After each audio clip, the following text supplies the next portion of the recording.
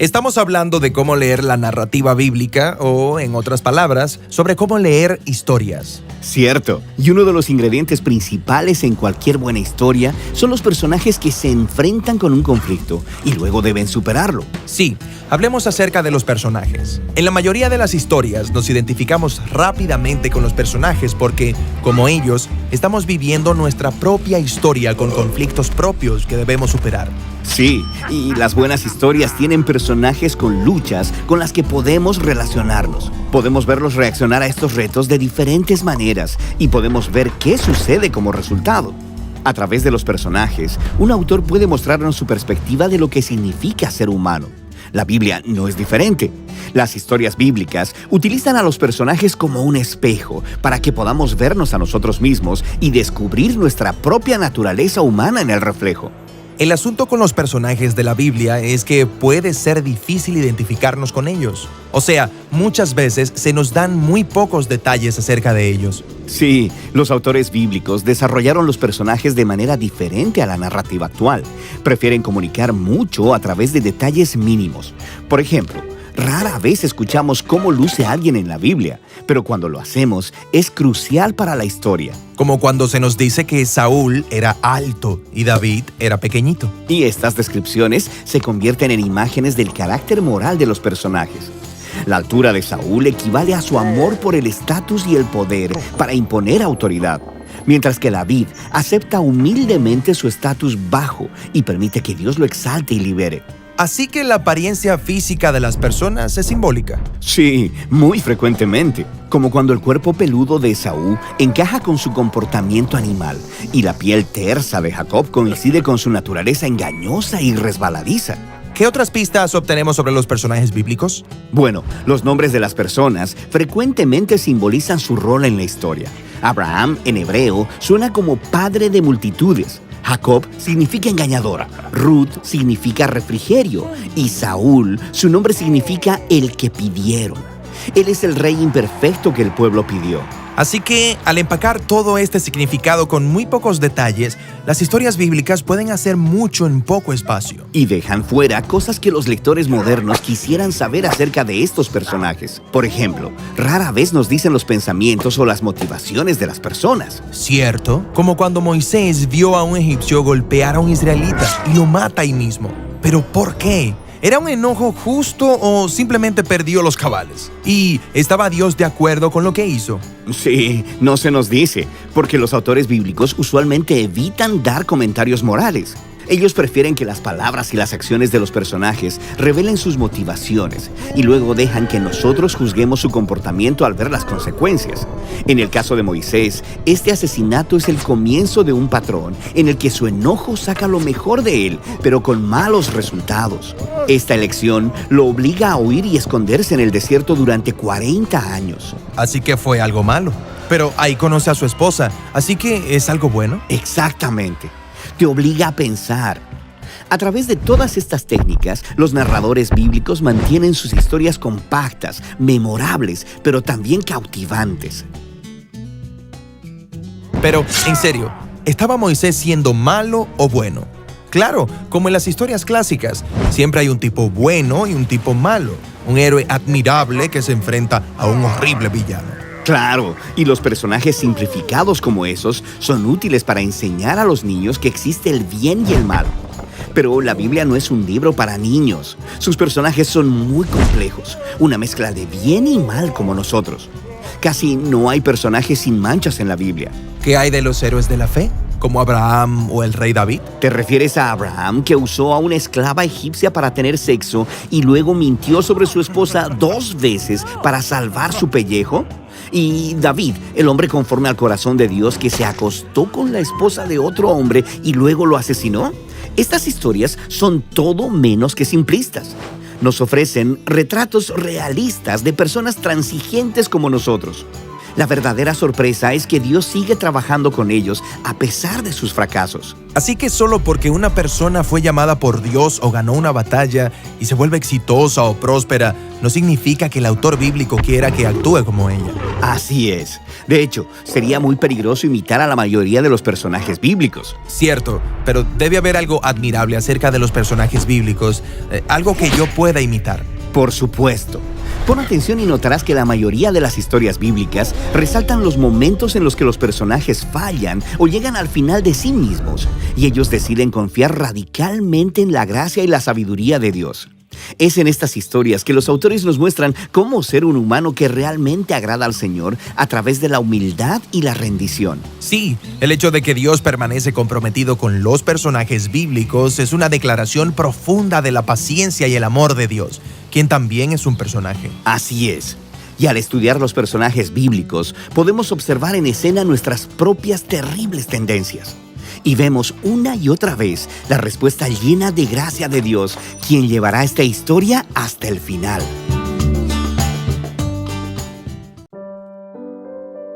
Ezequiel capítulo 9. Entonces el Señor dijo con voz de trueno: traigan a los hombres designados para castigar la ciudad. Díganles que vengan con sus armas. Pronto entraron 6 hombres por la puerta superior que da al norte, y cada uno llevaba un arma mortal en la mano.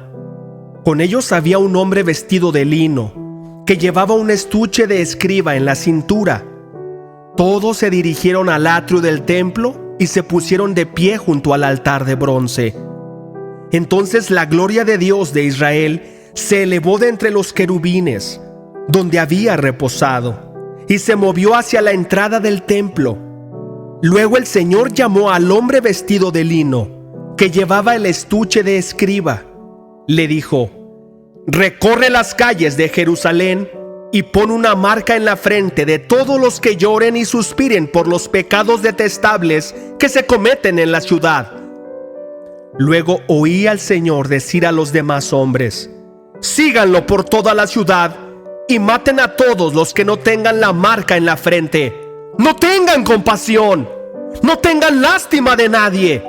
Mátenlos a todos, ancianos, jóvenes, muchachas, mujeres y niños. Sin embargo, no toquen a ninguno que tenga la marca. Comiencen aquí mismo, en el templo. Entonces ellos comenzaron matando a los 70 líderes. ¡Contaminen el templo!, mandó el Señor. ¡Llenen los atrios con cadáveres! ¡Vayan! Entonces ellos salieron y comenzaron la masacre por toda la ciudad.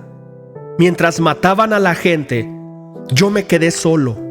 Caí con el rostro en tierra y clamé: ¡oh Señor soberano! ¿Acaso tu furia contra Jerusalén destruirá a todos los que queden en Israel? Me contestó: los pecados del pueblo de Israel y Judá son muy, pero muy grandes. La tierra está llena de homicidios. La ciudad está colmada de injusticia. Ellos dicen: el Señor no lo ve. El Señor ha abandonado esta tierra. Por eso no les perdonaré la vida ni les tendré compasión. Les daré todo su merecido por lo que han hecho. Luego regresó el hombre vestido de lino, que llevaba el estuche de escriba, e informó: ya hice lo que me ordenaste. Ezequiel capítulo 10. En mi visión vi que, por encima de la superficie de cristal que estaba sobre las cabezas de los querubines, había algo que parecía un trono de lapislázuli. Entonces el Señor le habló al hombre vestido de lino y le dijo: métete entre las ruedas que giran debajo de los querubines. Toma un puñado de carbones encendidos y espárcelos sobre la ciudad. Así que el hombre lo hizo mientras yo observaba. Cuando el hombre entró allí, los querubines estaban de pie en la parte sur del templo y la nube de la gloria llenaba el atrio interior. Entonces la gloria del Señor se elevó por encima de los querubines y se dirigió hacia la entrada del templo. El templo se llenó con esa nube de gloria y el atrio resplandeció con la gloria del Señor. El sonido de las alas de los querubines sonaban como la voz del Dios Todopoderoso y podía oírse hasta en el atrio exterior. El Señor le dijo al hombre vestido de lino: «Métete entre los querubines y toma algunos carbones encendidos de entre las ruedas». Entonces el hombre entró y se paró junto a una de las ruedas. Luego uno de los querubines extendió la mano y tomó algunas brasas de en medio del fuego que ardía entre ellos. Puso las brasas en las manos del hombre vestido de lino, y el hombre las tomó y salió de allí. Todos los querubines tenían debajo de sus alas lo que parecían ser manos humanas. Me fijé, y cada uno de los 4 querubines tenía una rueda a su lado, y las ruedas brillaban como el berilo. Las 4 ruedas eran semejantes entre sí y estaban hechas de la misma manera. Dentro de cada rueda había otra rueda que giraba en forma transversal. Los querubines podían avanzar de frente en las 4 direcciones sin girar mientras se movían. Iban derecho en la dirección que tuvieran frente a ellos y nunca se desviaban. Tanto los querubines como las ruedas estaban cubiertos de ojos. Los querubines tenían ojos por todo el cuerpo, incluso las manos, la espalda y las alas. Oí que alguien hablaba de las ruedas como las ruedas que giran. Cada uno de los 4 querubines tenía 4 caras. La primera era la cara de un buey, la segunda era una cara humana, la tercera era la cara de un león y la cuarta era la cara de un águila. Luego los querubines se elevaron. Eran los mismos seres vivientes que yo había visto junto al río Quebar. Cuando los querubines se movían, las ruedas se movían con ellos. Cuando elevaban las alas para volar, las ruedas permanecían con ellos. Cuando los querubines se detenían, las ruedas también se detenían. Cuando volaban hacia arriba, las ruedas subían, porque el espíritu de los seres vivientes estaba en las ruedas. Luego la gloria del Señor salió de la entrada del templo y se sostenía en el aire, por encima de los querubines. Entonces, mientras yo observaba, los querubines volaron con sus ruedas a la puerta oriental del templo del Señor, y la gloria del Dios de Israel se sostenía en el aire por encima de ellos. Eran los mismos seres vivientes que yo había visto debajo del Dios de Israel cuando me encontraba junto al río Quebar. Sabía que eran querubines, porque cada uno tenía 4 caras y 4 alas, y lo que parecían ser manos humanas debajo de las alas. Además, sus caras eran como las caras de los seres que yo había visto junto al Quebar, y se movían de frente y hacia adelante, tal como los otros. Salmos capítulo 121. Levanto la vista hacia las montañas. ¿Viene de allí mi ayuda? Mi ayuda viene del Señor, quien hizo el cielo y la tierra. Él no permitirá que tropieces. El que te cuida no se dormirá. En efecto, el que cuida a Israel nunca duerme ni se adormece. El Señor mismo te cuida. El Señor está a tu lado como tu sombra protectora. El sol no te hará daño durante el día, ni la luna durante la noche. El Señor te libra de todo mal y cuida tu vida. El Señor te protege al entrar y al salir, ahora y para siempre. Proverbios capítulo 28, versículo 16. Un gobernante sin entendimiento oprimirá a su pueblo, pero el que odia la corrupción tendrá una larga vida. Hebreos capítulo 5. Todo sumo sacerdote es un hombre escogido para representar a otras personas en su trato con Dios. Él presenta a Dios las ofrendas de esas personas y ofrece sacrificios por los pecados. Y puede tratar con paciencia a los ignorantes y descarriados, porque Él también está sujeto a las mismas debilidades. Por esa razón, debe ofrecer sacrificios tanto por sus propios pecados como por los del pueblo. Y nadie puede llegar a ser sumo sacerdote solo porque desee tener ese honor. Tiene que ser llamado por Dios para ese trabajo, como sucedió con Aarón. Por eso, Cristo no se honró a sí mismo haciéndose sumo sacerdote, sino que fue elegido por Dios, quien le dijo: «Tú eres mi hijo, hoy he llegado a ser tu padre». Y en otro pasaje Dios le dijo: «Tú eres sacerdote para siempre, según el orden de Melquisedec».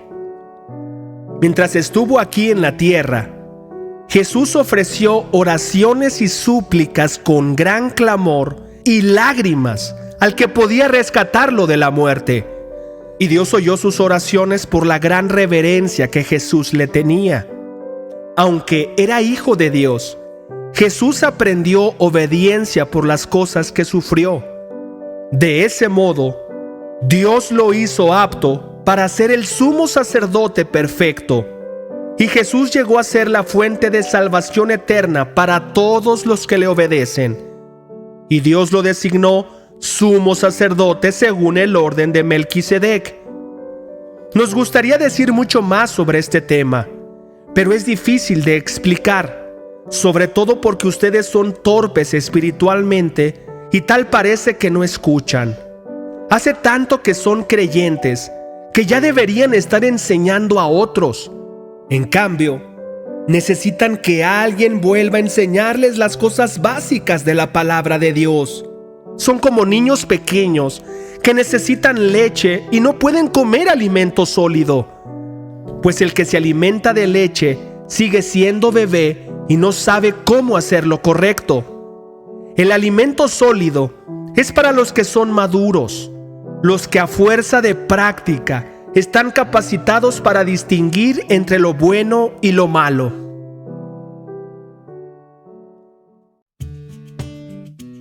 ¿Has visto qué práctico, claro y directo es Dios con el ser humano? Él deja muy claro lo que le gusta y lo que le disgusta, lo que espera de ti y lo que Dios quiere hacer por ti y para ti.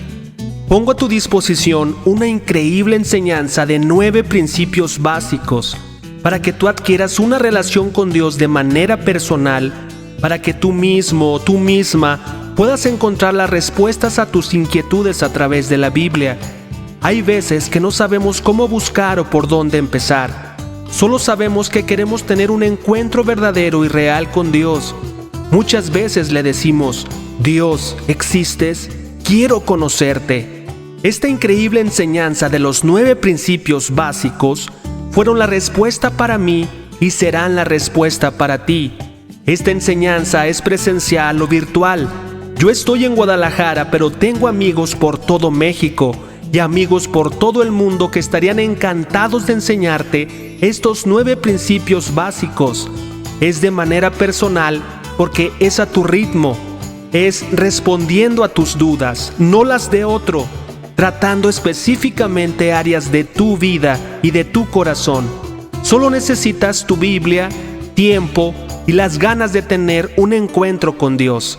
Es totalmente gratuito. Tenemos que dar de gracia lo que hemos recibido de gracia. Déjame tus datos para contactarnos contigo al correo queremosresponderte@gmail.com y con gusto te explico cómo podemos empezar y dar el siguiente paso. El correo está indicado en la caja de comentarios. Nos vemos mañana. Bendiciones.